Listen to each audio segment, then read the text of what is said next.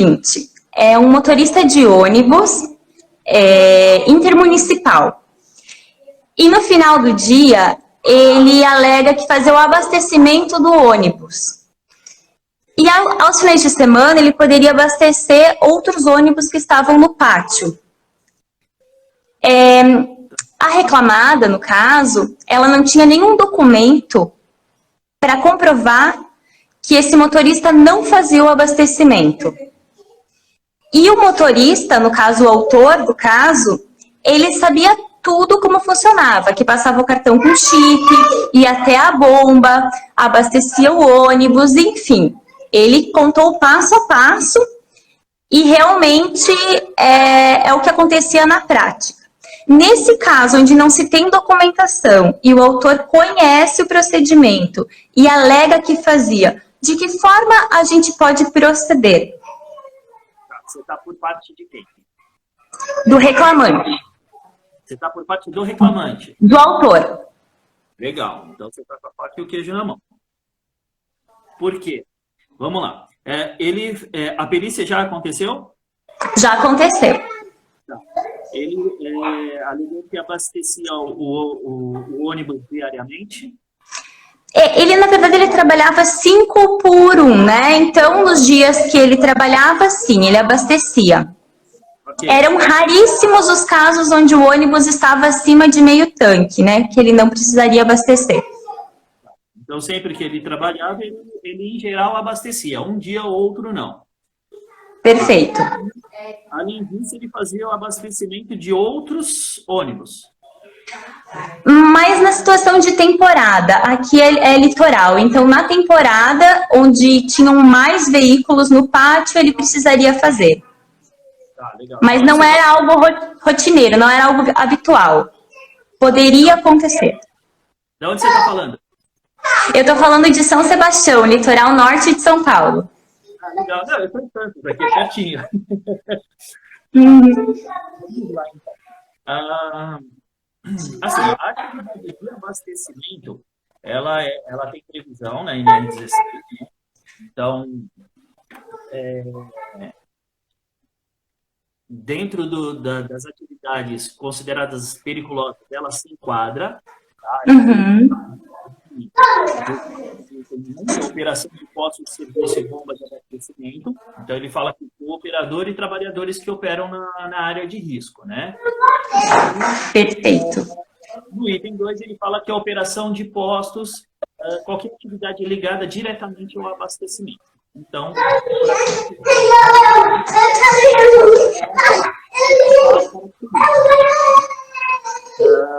vamos entender uma coisa. Ele tinha um cartão para abastecer? Não, esse cartão ficava na mão do gerente. Tá. E claro que no dia o gerente falou que não emprestava. Mas ele falou que pegava e ele conhecia todo o procedimento. Porque a área... Só um pouquinho, meu filho passou aqui. A área era um tanque aéreo e não era delimitado. Tinha apenas alguns cones. Então não tinha nenhum tipo de CODIM, por exemplo, nenhum acesso de controle à entrada. Eventualmente, se eu tivesse o cartão, eu poderia passar, é lógico, se eu conhecesse, poderia abastecer também. A área não é fechada.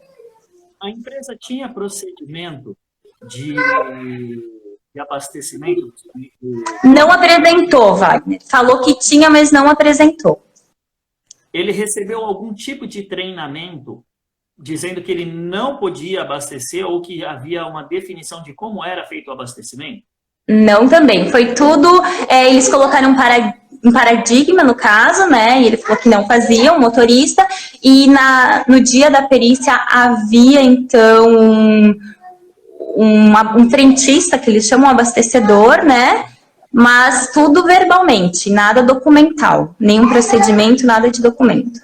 Sim, uma pessoa responsável pelo abastecimento. No dia da perícia tinha. Quanto tempo essa pessoa trabalhou no local? Ele trabalhou durante 6 anos. E quanto tempo que ele saiu?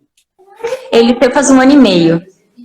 1 ano e meio. Quando ele trabalhava, tinha esse frentista? Então, segundo ele, não tinha. E a empresa Afirmou que tinha. Aí a gente solicitou, né, algum comprovante, também não recebemos nada, nenhuma documentação que comprovasse a existência desse profissional. Ok. Então, assim, ó, primeira coisa, né?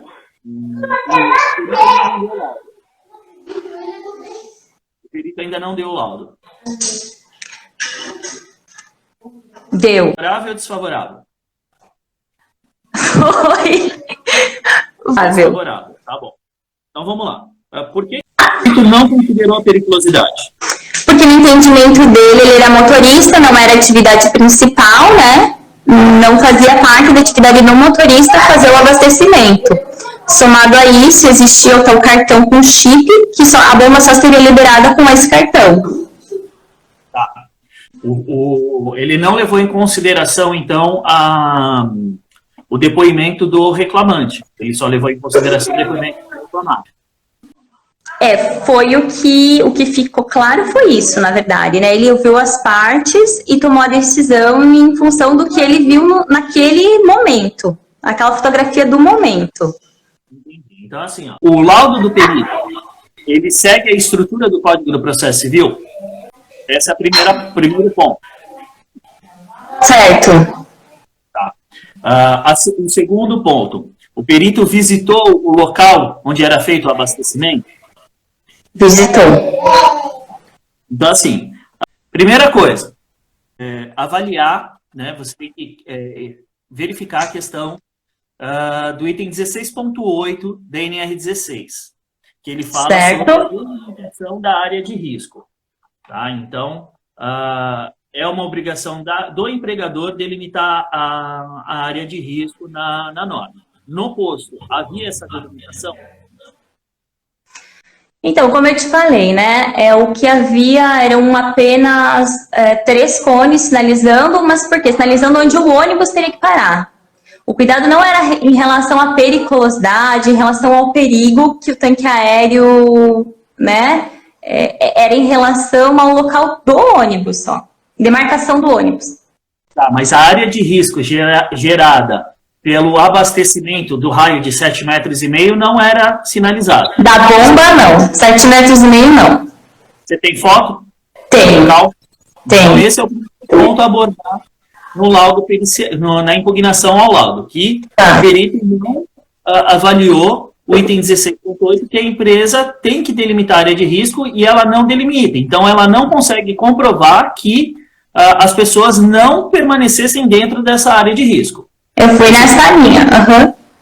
Segundo ponto, que a empresa alega que o reclamante não fazia o abastecimento, mas ele detinha todo o conhecimento da bomba. E aí você questiona, como forma de quesito, o perito explicar como que poderia o reclamante ter todo o conhecimento do funcionamento da bomba se ele não a operava?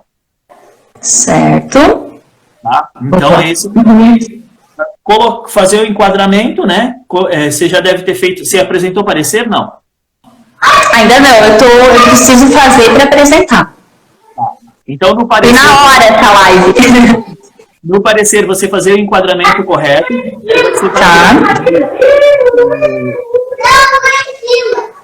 No item, na linha N, do quadro do item 16. Item 5, subitem 5 do item 2, que fala sobre a operação de postos, porque o item 2 da item 16, para efeito dessa norma, entende-se como? No subitem 5, ele diz o quê? Operação em postos de serviço e bomba de abastecimento. Entende-se como atividades ligadas diretamente ao abastecimento de viaturas com motor à explosão. Certo. Não significa que ele precisa ter a função de frentista. Basta ele realizar as atividades para caracterizar. Então, por mais que não estivesse dentro das atribuições dele, ele realizava essas atividades e a empresa se beneficiava disso. E mais, a empresa não fazia nada para controlar isso, uma vez que o acesso ao local era completamente aberto, não havia nenhuma delimitação. Perfeito. Entendeu? Esse é o meu entendimento. A questão do perito ter alegado de que ele era motorista, não era a função dele, não quer dizer muita coisa, porque a norma ela explicita que qualquer atividade ligada ao abastecimento, não fala que são pessoas na função apenas de abastecimento. Tá? Certo. A linha Q do quadro do item 3, que fala no abastecimento de inflamáveis, onde toda a área de operação abrangendo, e aí um ponto a explorar, abrangendo no mínimo 7,5 metros de raio. Isso significa que pode ser maior, dependendo da configuração do local. Uhum. Se a empresa não delimitava esta área, como ela garante que o motorista não permanecia na área de risco durante o abastecimento? Perfeito, perfeito. Então, abordar a delimitação da área, Perfeito. a exclusão da necessidade de ser da pessoa ter a função, basta ele realizar as atividades. Certo. A área mínima. A questão das atividades, quando você coloca aqui no item M do quadro do item 1, ele diz aqui, operação de postos de bomba de abastecimento. Tem direito adicional de 30% do operador da bomba, então não fala que é frentista, se é uma função, ele fala que é o operador. Tá. Porque não existe nenhum lugar dizendo que é somente a função do frentista que tem que receber periculosidade. Não pode... Certo. A delimitação da área de risco. Sim. E o fato de ele conhecer toda a operação da bomba. Você chegou a perguntar sobre isso durante a perícia. O frentista, ele trabalhou no mesmo período que o reclamante? Então, não. Não era um temporão. Então, aí mata a questão. Você fala, inclusive, o frentista apresentado pela reclamada não trabalharam no mesmo período. Então, não serve como paradigma, não serve como base. Não é um paradigma, né? Uhum. Perfeito. Aí você fecha a questão. E aí, o que eu sugiro? No corpo da impugnação, tá? Então, especifica por cada item que você vai abordar, então, sobre a operação das bombas, sobre a delimitação da área, sobre a disposição de risco, sobre a documentação, e aí você disserta sobre cada um deles, para deixar organizado. E depois você vem com os quesitos, fazendo perguntas objetivas sobre cada um dos pontos. Legal. Confirma o senhor perito, uma pergunta que confirma o senhor perito que o item 2 da NR16 afirma que, para consideração da norma, qualquer atividade ligada ao abastecimento de viaturas pode ser considerada periculosa? Então, perguntas diretas que ele não gosta devagar. Certo. Tá? Isso, quando você faz uma pergunta que ela não é direta, que ela é, tipo, no sentido de explique, ele divaga e aí fala sobre tudo menos sobre o assunto. Okay? Quando você pergunta diretamente, ele tem que responder sim ou não. Né? E você vai fazer isso para todas elas da norma. Então, explique o senhor perito,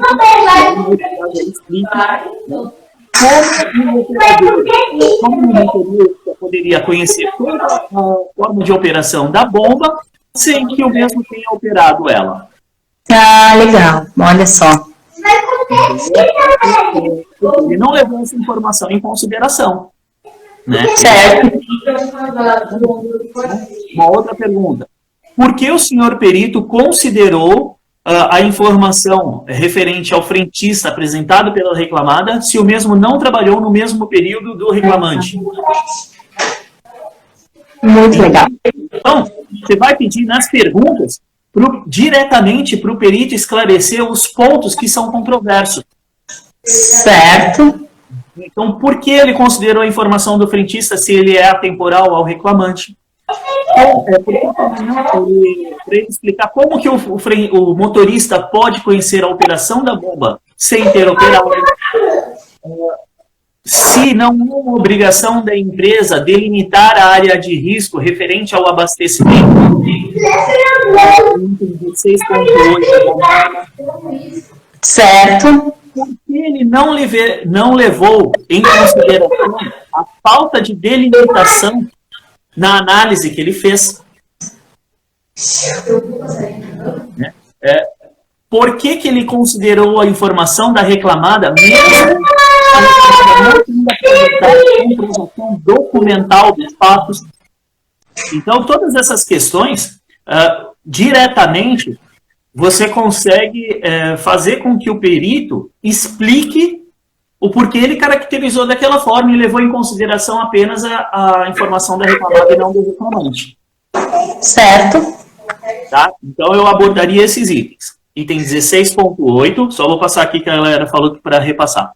Item 16.8 da NR 6, sobre a delimitação da área. A linha M do quadro de item 1 sobre a operação de postos. Subitem 5 e item 2, que explica o que é a operação de um posto. A linha Q do quadro do item 3, que fala sobre a área de risco de no mínimo 7,5 metros. Apesar da área ser aberta, é um tanque aéreo, né? A gente sabe, mas está na norma 7,5 metros e delimitar. Não tem controle de acesso, não está delimitado, né? Então eu acho que... Exatamente. Essa questão do controle de acesso é uma outra coisa importante a se abordar na impugnação. Como a reclamada, quero o senhor perito explicar como a reclamada controlava o acesso à bomba. Perfeito. Ou o acesso à área de risco gerada pelo abastecimento. Porque o acesso à bomba, especificamente, é o cartão, né? E, então, na questão da área do abastecimento, como que ela controla o acesso ali, naquela área de risco? Na verdade, assim, ó, você imagine um estacionamento de ônibus, né? E no meio desse estacionamento tem o tanque aéreo com a bomba ao lado. Funciona assim, eu inclusive posso estacionar os ônibus, os veículos ao lado dessa bomba. Então, a bomba, ela gera a área de risco quando ela está em operação. Uhum. É a área de operação. Então, é quando a bomba está realizando o abastecimento. Quando não há abastecimento, a bomba por si só não gera uma área de risco. Então, eu seguiria com essa tese e fazer vários quesitos complementares ali. Por que o perito não considerou essas coisas? Foram feitos antes da perícia? Desculpa, antes da perícia, os quesitos? Isso. Sim, juntamente com o advogado. Tá. O perito respondeu esses quesitos? Respondeu todos os quesitos. De forma objetiva ou se reportou só o item do laudo? Então, eu acho que também faltou nós sermos mais objetivos também em relação aos quesitos. Por isso, da importância da gente conhecer e fazer quesitos bem embasados, né? Que a resposta seja sim ou não. Sim. Não, assim, porque assim, o perito ele não pode simplesmente colocar vide item tal do laudo. Ah, sim. Se ele Então, nessa de quesitos complementares, eu quero deixar fechado para não ter os mesmos equívocos ou ficar dúbio o que aconteceu com os quesitos que a gente elaborou. Mas também isso é com o aprendizado, né, com a experiência que a gente vai pegando o gancho. Porque a gente vem de uma área estritamente técnica, né? Engenheira, eu tenho experiência na área automotiva. Sempre fui engenheira de segurança do setor automotivo. E você começar nessa área onde você não tem expertise, então, aos poucos, a gente vai desenvolvendo esse feeling. Não, com certeza. Então, assim, uma coisa dos quesitos, se o perito colocou que os quesitos, a resposta do quesito, se ele simplesmente colocou vide item 5 do laudo, um exemplo aqui, né? Você pode Certo. impugnar o laudo porque ele não segue o Código do Processo Civil também. Ah, olha só. Isso. Então, eu vou colocar de que o laudo do perito não segue as determinações do Código do Processo Civil. Então, por isso, ele também não merece ser levado em consideração para caracterizar ou descaracterizar, no caso, descaracterizar a periculosidade do caso, né? Porque o perito não seguiu a determinação do Código do Processo Civil, que é o que regulamenta a atividade. É artigo 473 do Código do Processo Civil. Dá uma olhada. Legal, vou dar uma olhada. Tem uma pergunta aqui, se o motorista recebeu treinamento para NR20. Não, não foi apresentado.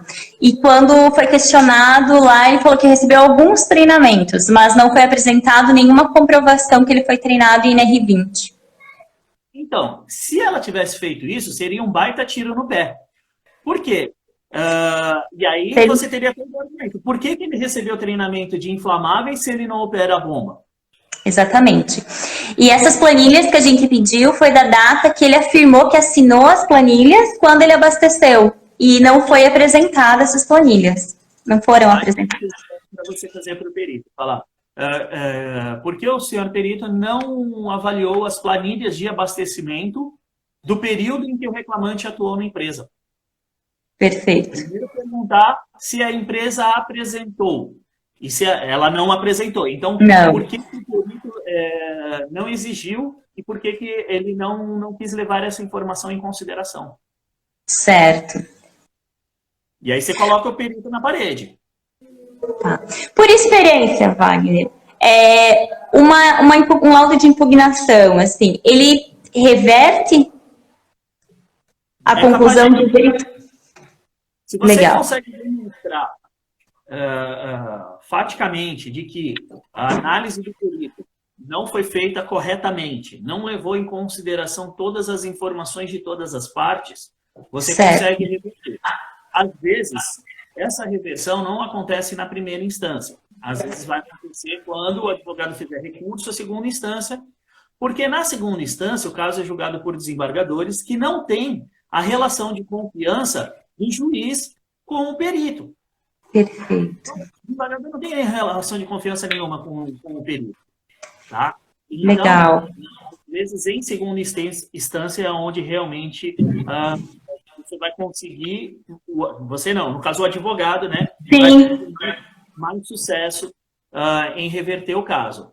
Mas aí é questão, como eu estava comentando antes de você entrar, questão de estratégia. Às vezes a empresa acha que não é estratégico isso e não faz. Né? Aí é uma definição que é muito mais do advogado, em que você vai poder dar o suporte, falar, olha, a gente tem todos esses elementos que eu coloquei na impugnação para serem questionados. Né? Porque se o cara sabia como operava a bomba, dificilmente ele nunca mexeu nela. Efetivamente. Eu não sei como é que funciona a bomba de combustível do posto só porque eu vou lá quase todos os dias abastecer o meu carro. Certo. Não é? Então, só vai saber como funciona. Mexe no negócio. Claro, ele tinha conhecimento, por exemplo, da quantidade, do tipo de combustível. Bom, isso o motorista pode saber também. Mas a quantidade que abastecia, como que funcionava, onde que startava, com o chip que esperava 3 segundos, digitava lá. Então, assim, ele relatou passo a passo. Eu acho que isso é de quem realmente conhece o procedimento, né? Exatamente. E é importante você colocar no seu descritivo esse detalhamento que foi falado da perito. Não sei se o perito colocou esse detalhamento no laudo pericial. Se ele não colocou, é mais um motivo e mais uma pergunta para você perguntar. Falar, queiro ser porque não levou em consideração o detalhamento dado pelo reclamante sobre a atividade de abastecimento. Perfeito. Isso mesmo. Porque só de ver você não sabe como opera o negócio. Eu já trabalhei com combustíveis. O meu primeiro emprego foi em estágio em distribuidora de combustível, eu fazia teste de gasolina. Então, eu operava as bombas.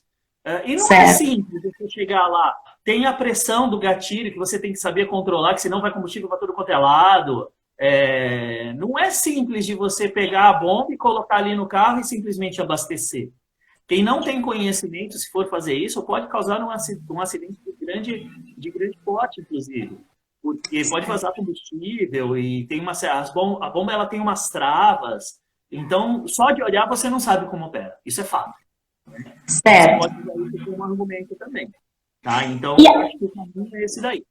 e você acha que vale a pena explorar a questão assim, por exemplo, se ele não fizesse o abastecimento, enquanto ele esperar, digamos que, né, não ficou comprovado. Se ele aguardasse, não tem uma área exclusiva, destinada, isolada, isso vale a pena explorar ou não? Sim, sim, mesmo sendo um fato novo, você pode perguntar para o perito, queira o senhor perito explicar onde o reclamante permanecia durante o abastecimento, uma vez que alega que ele não fazia. Perfeito.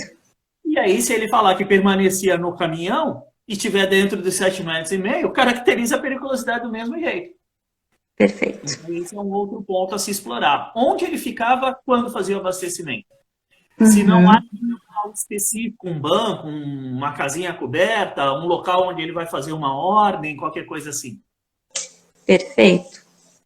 Já tenho bastante elementos para... Depois a gente faz uma live contando como ficou a impugnação. Show de bola, me manda respostas disso daí. Isso vai ficar legal.